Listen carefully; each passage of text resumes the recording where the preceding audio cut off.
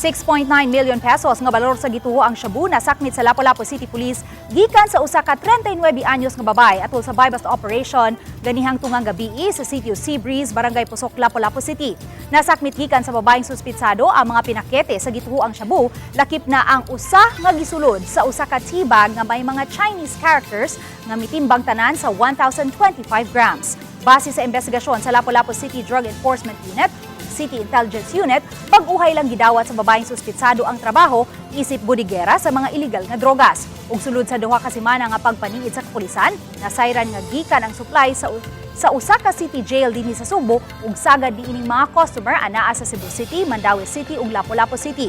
Sa mga kutlo ning balita, wala pa makuha og habig ang babaeng suspitsado kinsa mulupyo sa sitio San Roque, Barangay San Nicolas, Cebu City. Gisusi usab karon sa Lapu-Lapu City Police kung sakop ba sa samang drug group nga nasikop kaniadto tungod sa nakitang gisudlan nga mga tibats.